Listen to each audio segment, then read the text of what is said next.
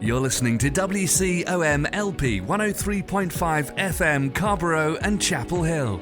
It's a Tuesday, it's 5 o'clock, and that only means one thing. It's time for another round of Snarky Faith with your host, Stuart Deloney. This is a space where we irreverently wrestle through life, culture, and spirituality, all with our heads in the clouds, our tongues in our cheeks, our hearts in our sleeves, and our feet on the ground. At Snarky Faith, the questions or even the answers are never the point. It's all about the conversation. So here's your host, Stuart Deloney.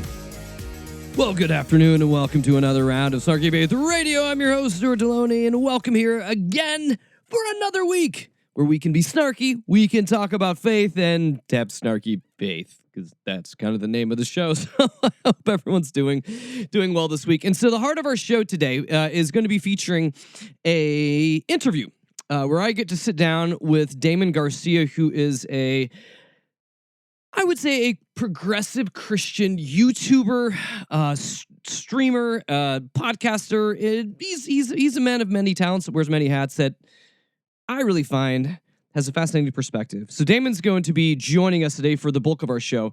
But before we get to Damon's interview, what I wanted to do is kind of talk about something that kind of was popping in my head recently that I felt like I should be addressing all of you out there in the Snarkiverse with. And it came from over the weekend.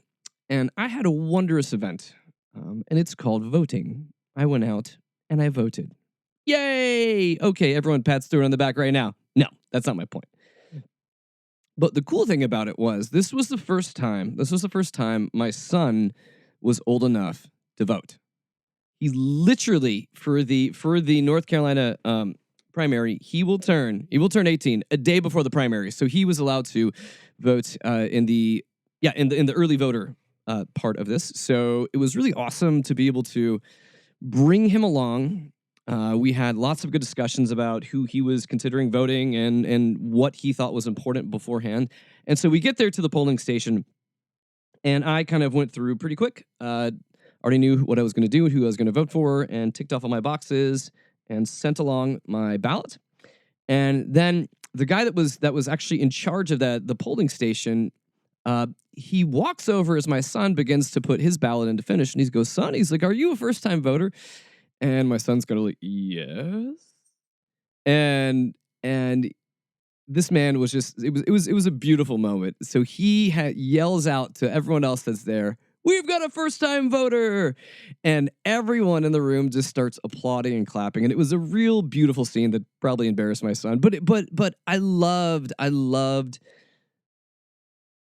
the passion that the folks that were volunteering there, that were there to vote, just kind of all had for this ethic of voting. And in many ways, I feel like this is something that needs to become more and more important to people of faith. Now, I know that we like to rip on religion and politics, oftentimes in this show, or a lot of this show, or a lot of the show. But one of the things that I remember being raised in a Christian background, that we would have different types of traditions, different types of rituals, different types of contemplation that we would do. And that kind of all gets lumped together in that whole spiritual care that we do, that whole kind of rich tapestry of how we begin to walk out our faith. So it's not simply something that's simply ideological, that it's something that is also practiced as it's walked out. Maybe it is the reading of scripture. Maybe it is time in prayer. Maybe it is time of meditation or contemplation. Some people like to walk through labyrinths. Some people like to envision things. But there's a deep tradition in the different Christian disciplines that help to make our varied experience of walking with God more tangible. And along with that, I also feel like there needs to be a spiritual practice of voting that I think should be a part of the spiritual experience. Now, I say this in a way that you're probably not going to expect me to answer this, but I believe all Christians should be out there voting. Now, I'm not going to tell you how to vote. We've had endless shows about me, a person who has been raised around the conservative evangelical world where literally in the bulletin, churches would hand you voter guides on who they're telling you to vote.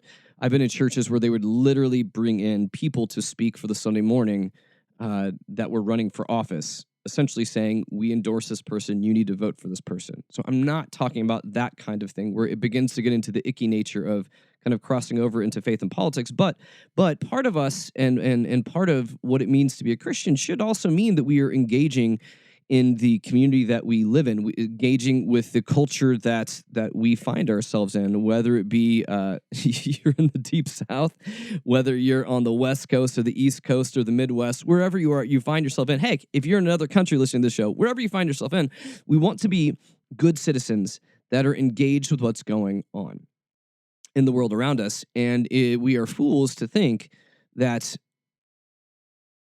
well, we would be fools to think that voting doesn't matter. Because I believe that should be something that is incredibly important and part of what we do as just being good humans, wherever we find ourselves. And one thing I do when I host different kind of pub meetups that I have with folks, we discuss different topics of faith or politics or ethics and spirituality and religion. One of the things I like to do typically around voting time is be able to ask people, so I don't care how you vote, but are you going to vote? And I've heard lots of different answers from people like, well, I don't think it really matters. I don't think it really counts. And my response to folks is not really what they like to hear. And I said, okay, so if you were choosing to not participate in the political process of at least going to show up once or twice a year to spend not that much time, it's really not much of an investment to be able to vote, to be engaged with what's going on in the world around you, then if you're not voting, you really, in my head, you really don't have the right to bitch and moan about what's going on in politics. Now, most people will have strong opinions this way or that way with what is happening in the world and with politics. But if we are not doing the bare minimum, the bare minimum of a citizen of whatever community we find ourselves in, if we're not doing the bare minimum of just showing up to vote, then we really shouldn't have an opinion on the matter. We shouldn't. You don't like Trump? Fine. Did you go and vote? Oh, you didn't? Well, you let other people vote for you, so suck it up. Enjoy it. Yeah. So part of the Christian life, and why I think voting is important within this, it is for us to be engaged within our neighbors, within our communities, within the world at large that's around us. That we are called to be awake and aware and contemplative as we move out into the world. To believe what the Bible would tell us would also be to believe that God is alive and awake in the world around us. And if God is alive and awake in the world around us, hey, that's where it should be. We should be. That's where we should be out engaging with folks that may think like us, that don't think like us, but people that we call our neighbors in the communities that we find ourselves within. And so the bare minimum that we should be doing, and I'm telling you this, my listeners out here, whether you, if you're not registered, get your ass registered. If you are registered, even if it's something small, I'm telling you, show up. Because even through talking through this, like why it was important with my son, I was reminded even when we're between large elections and you may have something going on in the community where you are voting for more of the city issues or even the county issues that you have. And I've showed up before where I literally had one thing to vote for on the ballot. But what I reminded him of was this is actually the power of the vote, especially even in small instances. Because I remember this was, I want to say it was 2 years ago. And it was one of those small city election things. And as I put my ballot in the machine that received it, I looked at this, and this was literally on election day. I was able to see very clearly that as you put the ballot in the machine, it tells you what number your ballot was of the day. It was a little digital readout in this machine. And I was literally 105 at that one polling station. And I know there's only so many polling stations in and around our city here. So if people aren't choosing to show up, well, then your vote is counting for a bunch of other people that chose not to show up. Your vote counts. And so I know there's a lot of people that feel disaffected and feel like they are not necessarily connected with politics. They feel like all of this stuff is a hoax and is just way, way, way out of what it's way out of their purview. They do not have the ability to affect change. But I'm actually going to tell you here in the little time we have before the interview about why your vote matters and why you should be engaged in the easiest easiest way to be engaged in politics, which is simply just showing up to vote. It is the bare minimum, but it matters. It really does matter. And here's why it matters. And I'm just going to lay this out in just the simplest of terms. Okay. So in the 2016 presidential election, okay, so the popular vote, and again, I understand the electoral vote matters more than else, but just for the sake of what I'm arguing right here, let's check this out. So Trump won just shy of 62 million votes. Hillary Clinton had just shy of 66 million votes. Okay, so 63 million, 65 million. So we're roughly around those numbers there. Okay. And we know that, yes, Trump won because he actually did what people need to do is win the Electoral College, because that's the way it works. And as much as we want to complain and bitch and moan about the American system, blah, blah, blah, blah, blah, whatever, it doesn't really matter. Don't be a sore loser. Just realize, hey, if people want to win the presidency, they need to care about the Electoral College. That's how it works. That's not my point. That's not my point here. But do you know this? Almost half of eligible voters did not vote in our last election. 92 million eligible voters did not vote in the last presidential election. And that is kind of a scary thing to think about this, right? So as much as people want to complain and either complain about, but the popular vote doesn't matter, or whatever people want to complain about, but listen, that is a huge, huge, huge untapped population of people that could sway any election. And again, I'm not here trying to push you one way or the other.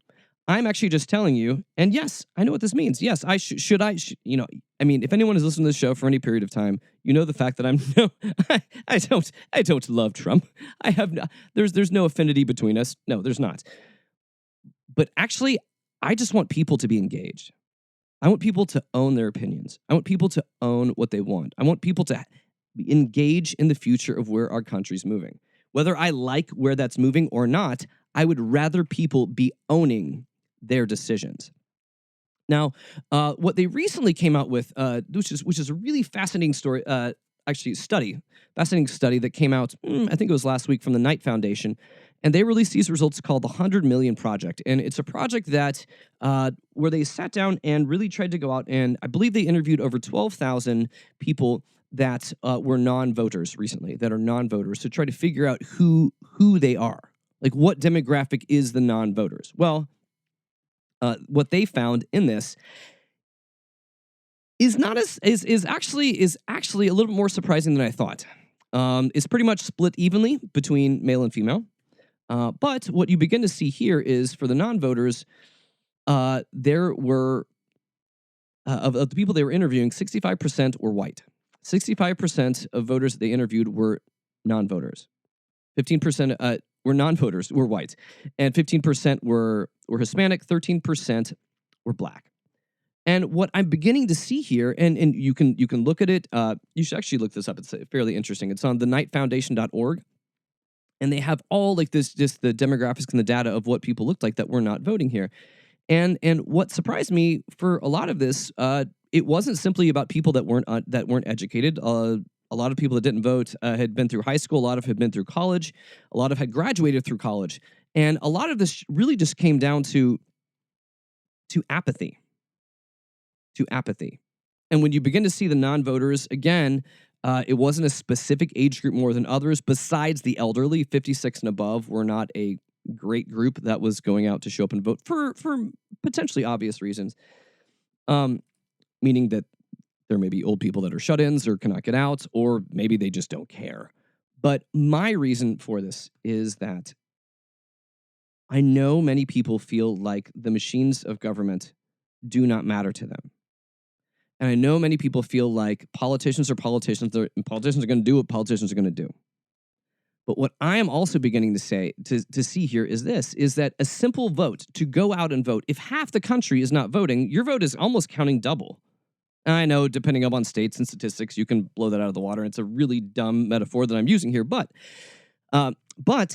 your voice matters. Your voice always matters. We've been talking about that lately, about in the context of of the show, is talking about the power of our own stories, the power of our own voice. And again, one of the most basic things we can begin to do to be able to push about positive change is to let our voices be heard. Now, am I saying that that's all you should do? That you should go out and pat yourself on the back and say, look what I've done, America, celebrate me. No, I'm not saying that. I'm again saying that is the bare minimum that you can do as a citizen of this country is to go out and vote. But there are people that are not doing that. There are people that are not doing that. And so here's what you can do. Yes, you show up, vote. You get people you know to vote. If you're parents, talk to your kids about politics. Bring them along to go and vote. I have brought my kids over the years to go and vote, mainly because they liked the stickers when they were younger. But what I am saying is this. It is important to remain awake. It is important to remain aware and dialed in on what is happening in the world around us. Otherwise, we are just kind of getting angry and shouting in the social media void about why I'm not happy, or why things aren't going my way, and why this isn't good, right? So then we end up just sounding like petulant little brats. So if you want to engage, and if you want to follow Stuart's rules on whether or not you're allowed to have an opinion in politics, you need to follow rule number 1. Get your ass out and vote. Go get registered if you're not registered. Show up and vote. That's it. That's the bare minimum if you want to have an opinion. I feel like it's a pretty low bar that I'm laying out there for you guys. And again, you're listening to a podcast, and I really have nothing binding against you, but I know who you are who aren't out there voting, and I will kind of think less of you. So you know who you are, and yes, my opinion of you has just lessened because you're not going to. So shame. If I've learned anything from Christianity, shame and guilt are powerful tools that we can use to be able to push things through. So if it's going to take shame and guilt to be able to get you out there, then fine. I'm going to do what Christianity has historically fallen back on when it acts like a religion and not a faith, and just try to put the screws against you and make you feel horrible and God doesn't love you unless you vote. No, I'm not going to do that. That would be terrible. But again, I think I've spent like the last 10 minutes trying to explain to you why it's so incredibly important to be engaged. And with that being said, one of the things that continues to make me, an old guy, excited about the future. It's not just the fact that I have kids that want to make a difference in the world, that want the world to be better than they had it handed to them, is also being able to listen to new voices that are out there on the horizon. And one of these was that I stumbled onto a little while back, and I actually think I quoted him on a few shows back too. But there was an article from The Mail magazine that talked about young Christians, young Christian leftists are using the Bible to try to topple capitalism. And it was speaking about, young people and how they are looking at faith, how they are looking at engagement, and how they are reading the Bible. And so that kind of, through that article, I ended up quoting Damon Garcia, and I was like, hey, that'd be fun. I watched a bunch of his YouTube videos, and I was like, this guy, he is well thought out, he is well spoken, and he knows what he's talking about.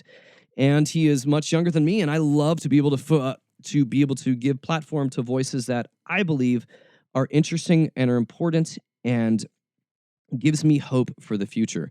So without further ado, what I'm going to do is launch you guys right in to the conversation that I had with Damon last week. And it was fun, it was interesting, it was inspiring, and it was eye-opening, because Damon is one of those voices that I want to be able to give platform for.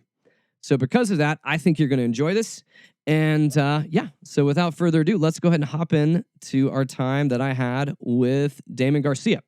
Here we go.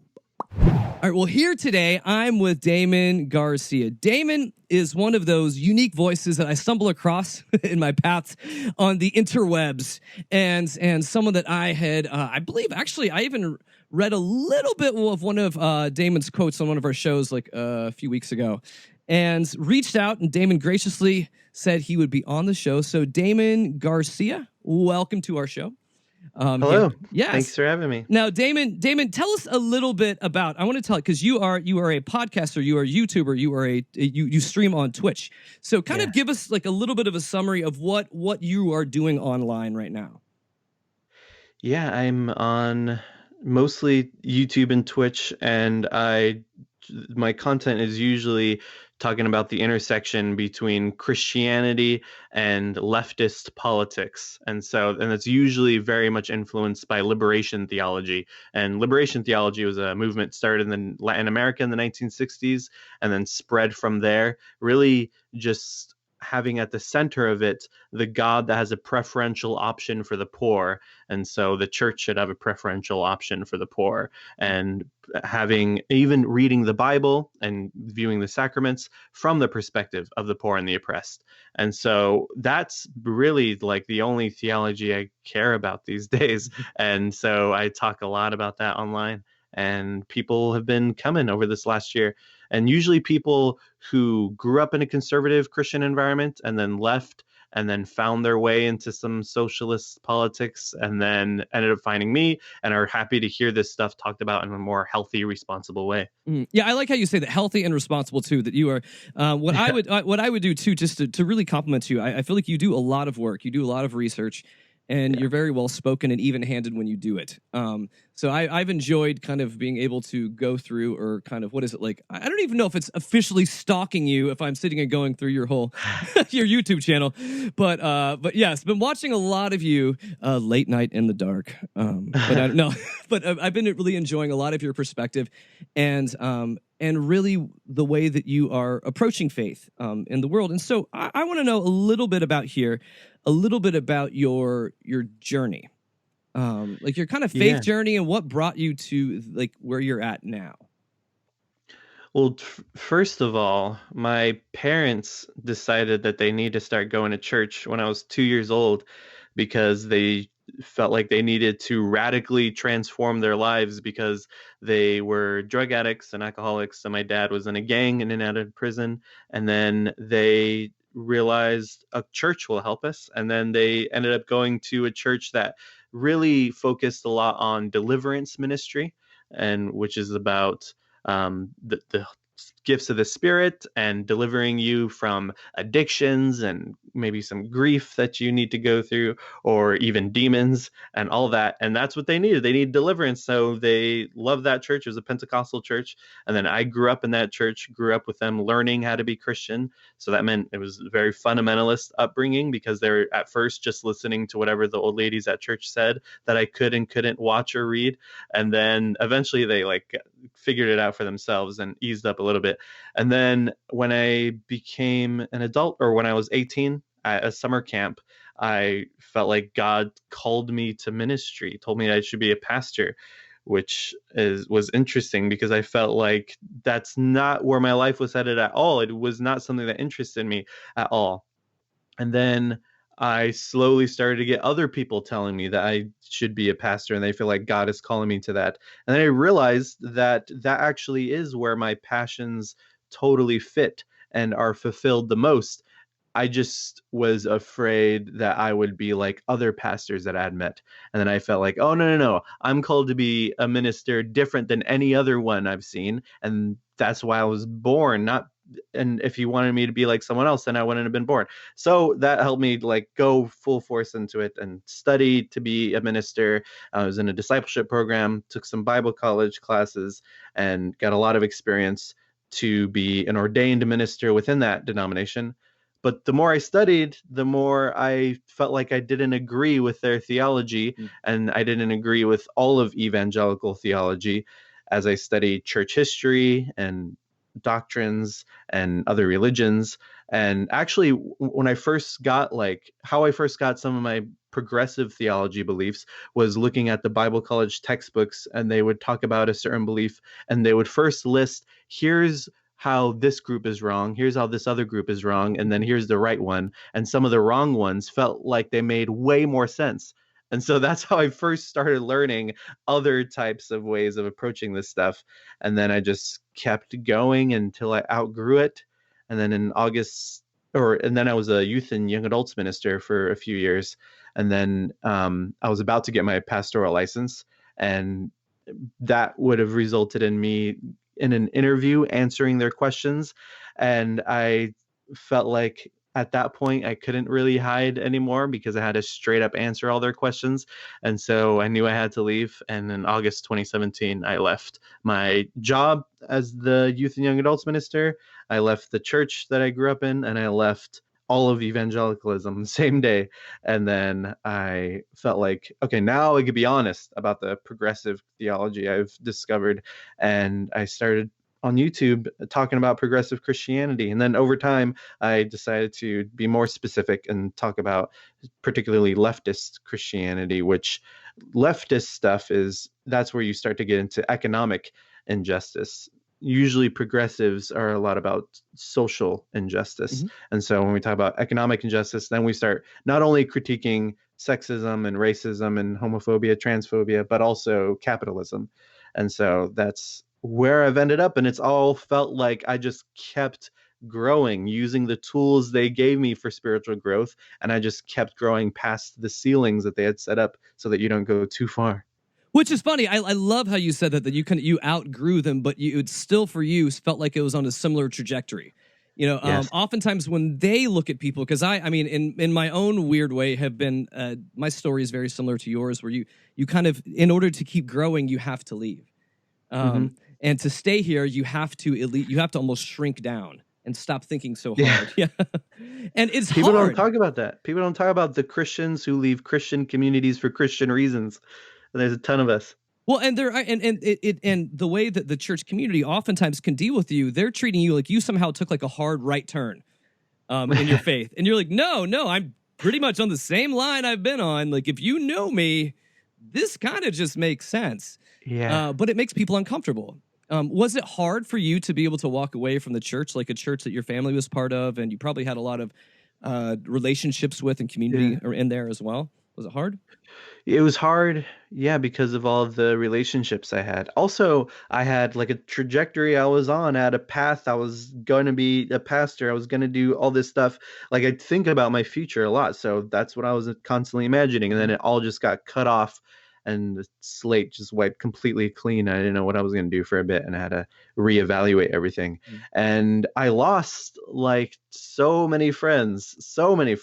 And what's interesting, I'm sure some of your listeners can relate, is losing friends when you leave a church doesn't look like people telling you we're not friends anymore. It just looks like you not showing up to that thing every week, and then they're gone. They no longer hit you up. They no longer in your life because you're no longer part of the community. And so that's what ended up happening. Even certain friends that I would like contact, they wouldn't contact me back. And it was just complete isolation from those people.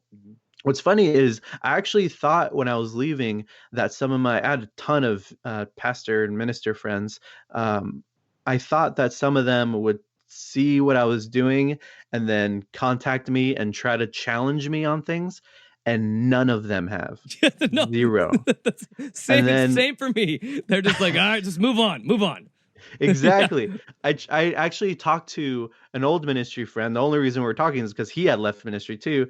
And he told me about the conversations he had with our minister friends at the time I was leaving. And multiple of them would constantly ask him, have you talked to Damon? Have you seen what Damon's doing? None of them would ever ask me that. Yeah. And then my friend's theory is that the reason none of them hit me up was because they knew that I was smarter than them in these things, which I feel like I can never say about myself, but that's what he said. And then I also realized, it's only when people think that they can dominate you on a debate do they actually try to debate you? Mm-hmm. If they know that the other person could probably challenge them, then they just ignore them. Mm-hmm. And so I think that's what's happened.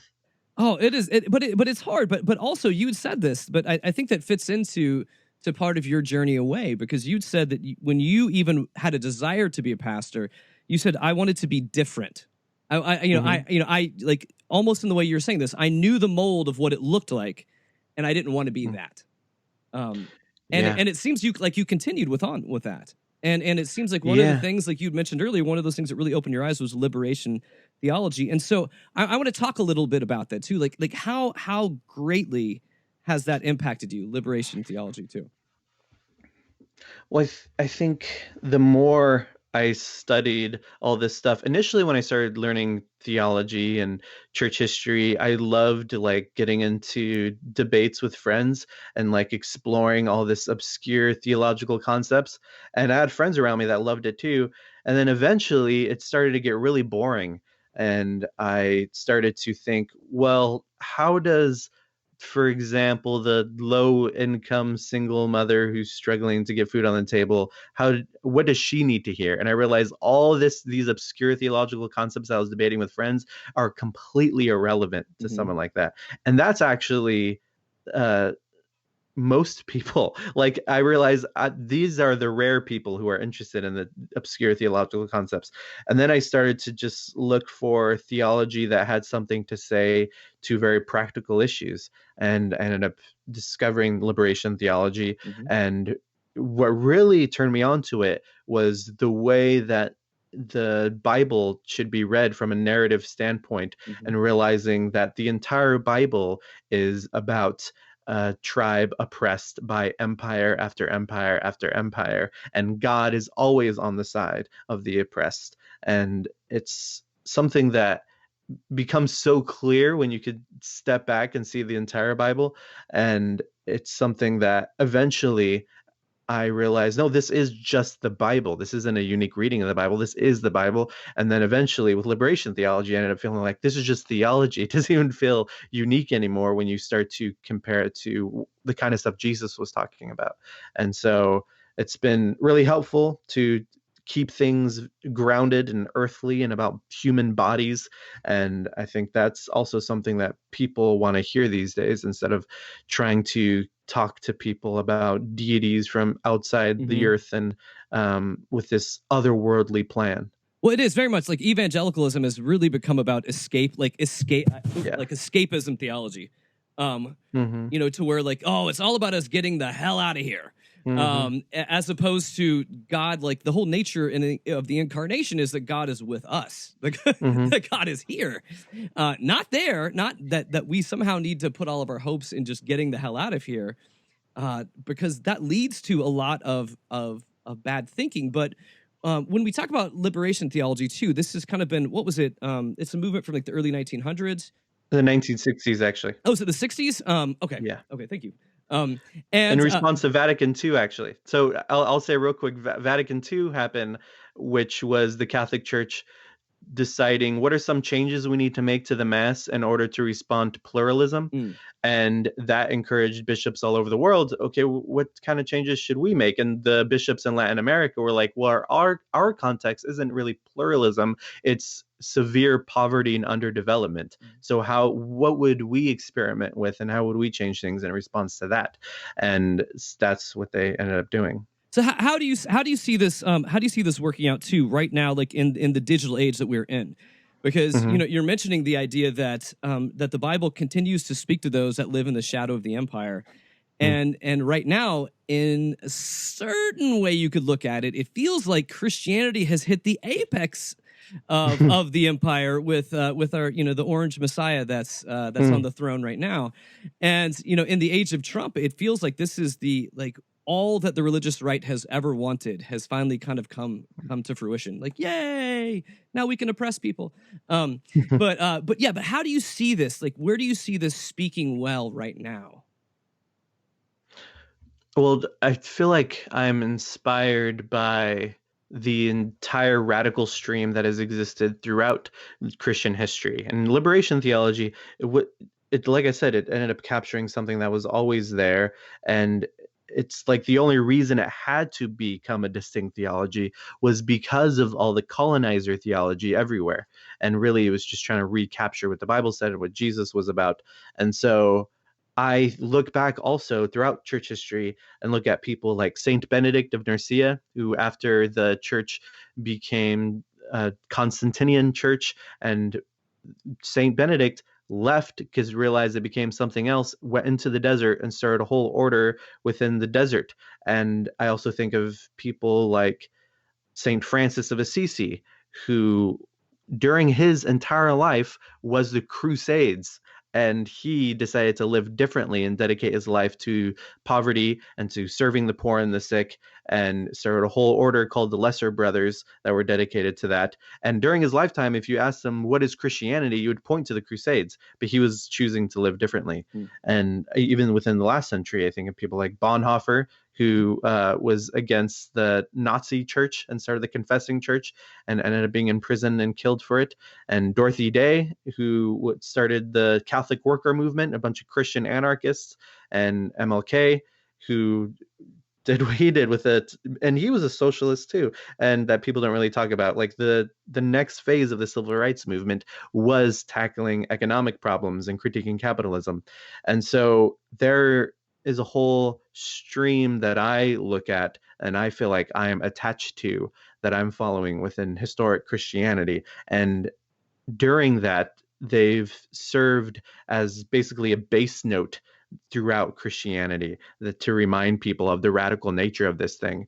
Meanwhile, the colonizer Christianity is like kind of like what Paul said in 1 Corinthians, a clanging cymbal of Christianity that we see and we say, okay, that's what they're doing, but we're choosing to live differently. And so I'm inspired by all the people in the radical stream throughout history, and I try to keep that going. And that makes me feel fulfilled while I'm on this earth for a very temporary time, that I get to be a part of this radical stream. And we talk about being this radical stream. I mean, I think in many ways it feels like course corrections. To where we kind of have those moments, not moments, but those long periods of time where it feels like religion gets in the way of Christianity, or maybe like religion gets in the way of Jesus, or the mission of Jesus. And you need those kind of prophetic voices calling out that, hey, we've made a wrong turn here. We're not going in the right direction. This does not look like Jesus anymore. And from you being what it really much feels like a student of church history too, where do you feel like where we're at within American Christianity? Now we're kind of really just Western or American Christianity. Do you feel like there was a time where where American Christianity kind of just said, who's Jesus? Like where we kind of forgot who Jesus was, but kept moving the machine forward? Almost like he just got dropped. I mean, we'll use him in name only now in a lot of churches, but I don't think that we take him very seriously anymore. We don't take the teachings of Jesus that seriously. Yeah, it's people. I think what's interesting is, even thinking from a historical perspective, the shifts that the church has always gone through. Like Phyllis Tickle talked about in her book, The Great Emergence, where like around 500 years in, we have the Constantinian shift. And then around 1050 something, we have the Great Schism between the Eastern Church and the Western Church. And then in the 1500s, we have the Protestant Reformation. And now we're 500 years later again, and it seems like something else is happening. And right now, we're in the middle of it. 100 years from now, people will probably do a great job at interpreting what's happening right now. But we're too deep into it. We can't, it's hard to grasp. And then I also think of during the American abolition era, there was a bunch of people that left the church because the church was preaching pro-slavery.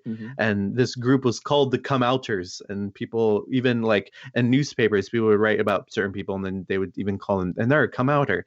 And it was interesting to think about that, because Christians now look back at that group and say they were the correct ones, and the church had that wrong. And I think there are a lot of us who leave the church because we are trying to follow Jesus and trying to be just and loving like Jesus. And the future church will look back and say we were the correct ones, or we had something correct and the church had it wrong. Right now, everyone's saying, oh, of course the church is right. But that's happened again and again and again throughout history. And history will end up telling the tail, and we will see that things must keep progressing, must keep evolving, and we must continue to find ways to follow a Jesus dedicated to justice and love. Now, okay. So we're gonna do a little bit of just not necessarily like. Well, yeah. Let's go ahead and do this. Let's do some like fortune telling. Let's do some guessing. Sure. Because you're talking about feeling like we're in the midst of something, and I think that you're right. I mean, I think that we're in the midst of something. We can see this to where we have the American church is slowly dying, or the corporate church is slowly dying in America. We're seeing the rise of the nuns. We're seeing people that are walking away from church. We're seeing churches closing. And I know, especially from a lot of people that I'm in friends with that are still deep within ministry, this is kind of it's a time of great loss. And at the same time, for me, I see great hope in this. I see that there's kind of an emergence of something new. So in your opinion, where do you see Christianity heading? Where do you think this is going? Well, first of all, definitely affirming of LGBTQ people. Absolutely. And that's what's funny to see is that happen where certain churches have already made that leap and other churches are clinging hard to to traditional marriage. And that's even funny too, because not even necessarily traditional. Traditional is like woman as property and multiple wives and stuff. So, but anyway, and that's what's funny. Even the United Methodist Church just announced that they're going to split because half of them are LGBT affirming and the other half is not, and consider themselves the traditionalist half. And I think that's really funny because I think in 50 years, they're actually going to shift and it's going to be awkward that they split over this. And I think, a lot of churches I think the church I grew up in, the denomination I grew up in, is going to make that shift too, but it's just going to take them a few decades, and I don't want to wait a few decades. And so that definitely, first of all, but I think also people are going to start to see that the Christianity that has been simply global capitalism disguised in a priestly robe was completely ridiculous, and realize all the ways that they've been lied to, particularly the religious right and the moral majority movement that's convinced people to be a Christian is to be a Republican. That manipulation, I don't think, will last for long. People are already starting to notice, and I think eventually people won't buy into it. And even thinking of like the younger generation, like there's plenty of really old people out there who still buy into moral majority stuff, but no young people do, not at all. And so as generations go, a lot of the old deceptions won't be able to stick anymore. Yes. So when we're looking at the world right now, where do you see God moving in your own spheres? I think continuing to point us to the excluded and the poor and the oppressed, and to continue to point us toward that and show us that that is where God is actually to be found. Like Jesus said, whatever you gave to the least of these, whatever you did to the least of these, you did to me. And that is the direction that God is always to be found. And we, of course, are surrounded by Christians that try to find God in places of power, when that actually is not where God is at all. And the people who search for God there, Jesus says, woe to you, and blessed are the poor and sick. And so I think we need to continue looking for God in the excluded and the oppressed and the poor and the marginalized. And when we search for God there, we're able to discover something way more deeper and exciting than the type of God we may have been taught about. And when we search for God there, things don't become so much about beliefs and having the correct beliefs. It becomes more about practice and praxis. And at that point, you are able to be in solidarity with all kinds of people who may not believe exactly the same as you do spiritually. And I think that's way more exciting, and that feels way more like what Jesus was talking about. So, yeah. So what right now in life, what is giving you the most hope? I think seeing people realize that Jesus was actually about talking about the poor and the oppressed, and that the Christians who are talking about all this other stuff, searching for God and the powerful, have it wrong. I think there's a lot of people, especially in the work I'm doing online, I encounter a lot of atheists who happen to have similar leftist politics to me, Mhm. but they usually describe their journey as they were religious and then they were an atheist, but they were in an edgy atheist phase where they were constantly debating with people online about how God isn't real and how all religion is right wing and all this stuff. And then they just kept going and kept learning, and now they realize that, oh, actually the church I grew up with had it wrong. Mm. And I think a lot of people are beginning to realize that they may have thought they had problems with the church Mhm. when really they just had problems with like their local youth pastor. And it's like we're realizing, no, it's actually way bigger and way deeper. And so I'm encouraged and feel hopeful when I see people work together from all different spiritual perspectives and realize that their perspective or their what they grew up with that had hurt them was only one perspective and a very tiny perspective, and there's actually way more, and this thing is way more exciting, and we can work together with all our different perspectives and really put the focus on trying to liberate the Mm. poor and the oppressed. I think that's really exciting to me. Now, okay. So we went from hopeful. That's all nice, and it's touchy feely. So Uh-huh. tell me, what is also pissing you off right now? What is something that generally just pisses you off about whatever think, in the world today? yeah, Yeah. I think people who get stuck and don't want to keep growing. Mm. And so real quick, as a leftist or a socialist, I am not a liberal, and so that's left of liberal. I don't Mhm. think a lot of people realize that uh, to be a liberal is to support capitalism. Like liberal is more in reference to liberalizing the market than liberalizing the people. Mhm. And so it's and so when we look at conservative Christians, there's, of course, we can think of all kinds of ways that they need to grow and shift on things.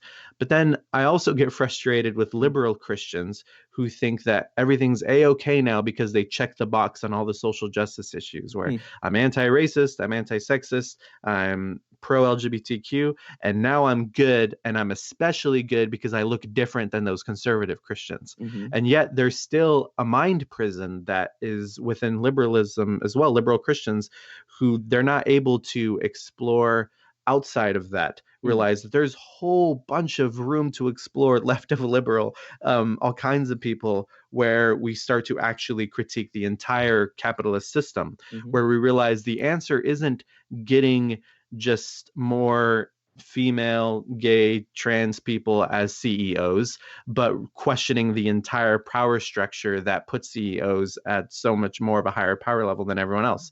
And it's people who realize that, oh, like I love this MLK quote, by the way, and I wish every liberal Christian could get on board with this, where he said, on the one hand, we are called to play the Good Samaritan on life's roadside, but that will only be an initial act. Mm. One day we must come to see that the whole Jericho road must be transformed so that men and women will not be constantly beaten and robbed as they make their journey on Mhm. life's highway. So this is about transforming the whole system, not just about individual actions.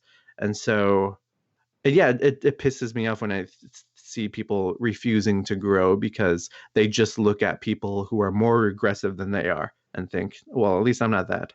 No, that's right. Because also it can end up being kind of this pat on your back to where you're Yeah. like, I'm ideologically correct. I'm ideologically not hating the hating people. But also, yeah, there is an aspect of too of how do we fix things? Where does our faith require us to be sacrificial? Does our faith Yeah. require us to be sacrificial for others, and for the future of others and others and others and others beyond that? And as you're talking about that, you were talking about growing. You're talking about people Hmm. that not growing. So for you, what is feeding you now? Like what are things that are feeding you and nourishing your soul?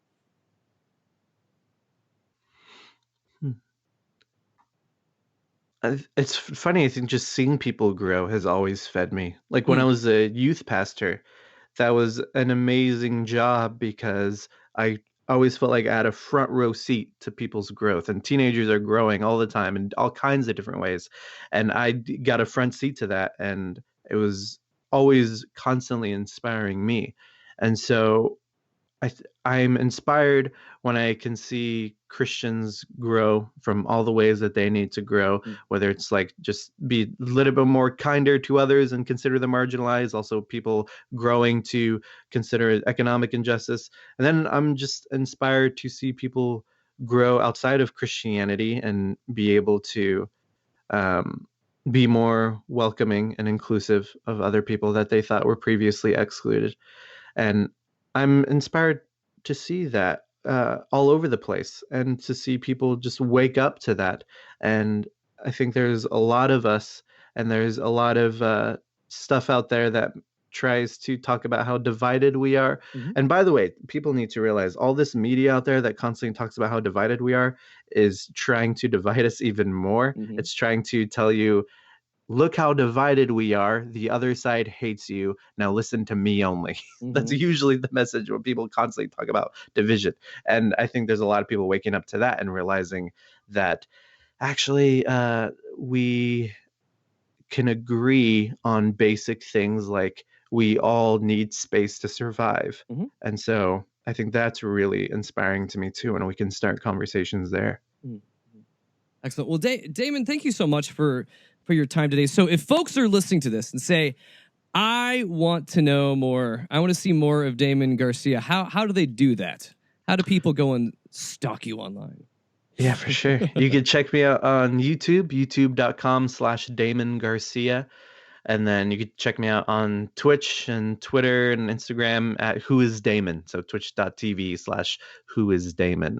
And yeah, I drop videos every week and do Twitch streams every week.